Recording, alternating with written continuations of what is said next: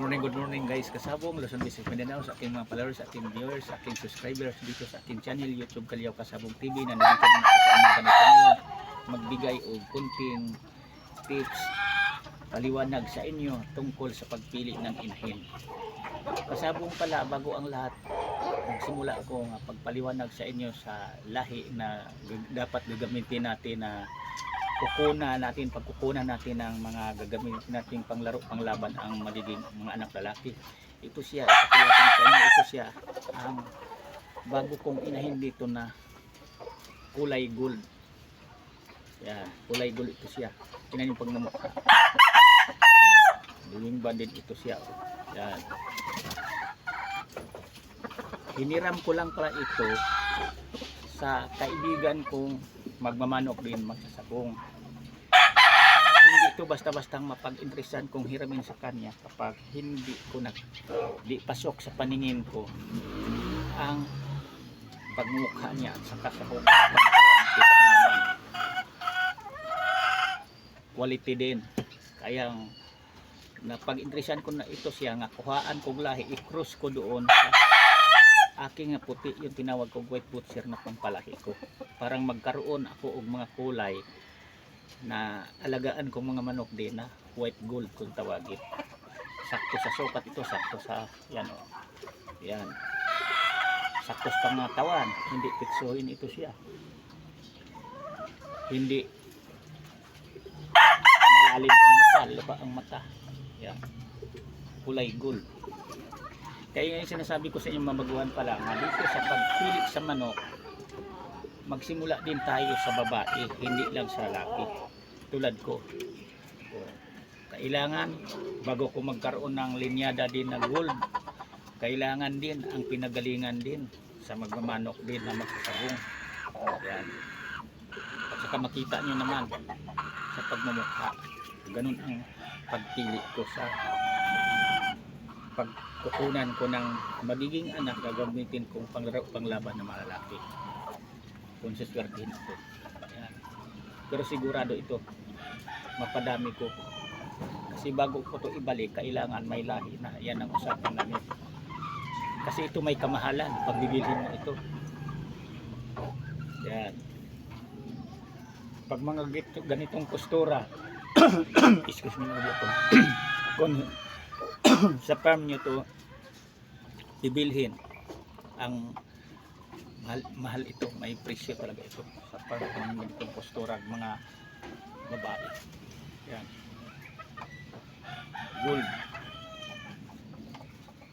Pinaka-importante dito sa pagpalahi, tulad ko, tinan nyo, hindi siya malambot lang ang dito niya sa may puwitan niya, oh.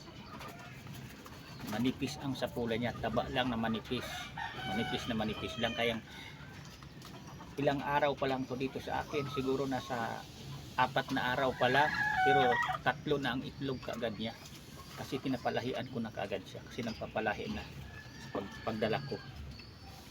Yan.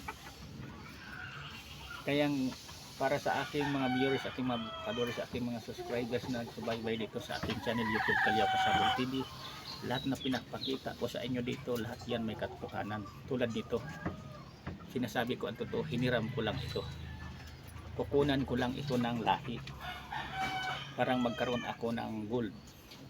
Kaya ipinaris ko na sa kanya kaagad yung white butcher ko, kulay puti na manok na kulay, parang ang mga anak nila magkaroon sila og puti na gold, tinawag og white gold.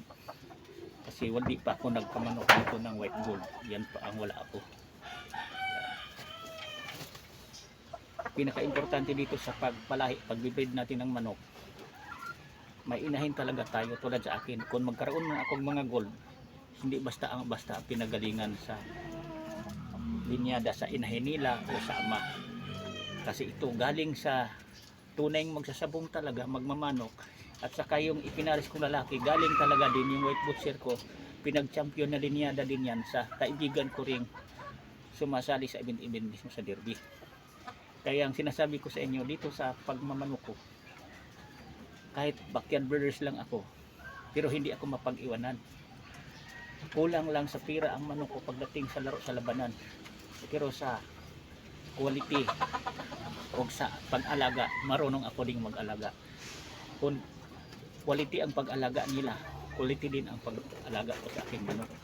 Kaya sa totoo lang, hindi ako nag-out dito ng mga sinasabi lang na budget meal. Kasi lugin-lugi ako dahil ang mga manok ko hindi ko tinitipid, ginagastusan ko sila. Pinapakain ko ng mga mahaling pagkain, mga mahaling vitamins. Kaya maglusog mula pagkasisiyo nila hanggang sa paglaki. Hindi sila naglaking bansutin, naglaking putlain, payatin. Nimintin ko ang mga pangatawan nila mula pagka sisiyo nila hanggang sa paglaki na pwede nang ilalaban. Yan ang katotohanan yan, kasi kung reject, sakitin, sinasabi ko naman sa unang mga content ko, inaalis ko na kaagad yan kasi ayaw ko yung manok na sakitin, na linyada, at saka pag maluba ng sakit, sinasabi ko sa inyo, di ko naging gamit pang laro, pang laban. Kung i-out, ibinta ko man yan, masisira din ang aking pagbibid ng manok kung magbinta ako ng sobra ka-reject na. Yan lang, hanggang dito muna ako kasabong. Bukas ulit naman, ibang topic at paliwanag ko sa inyo.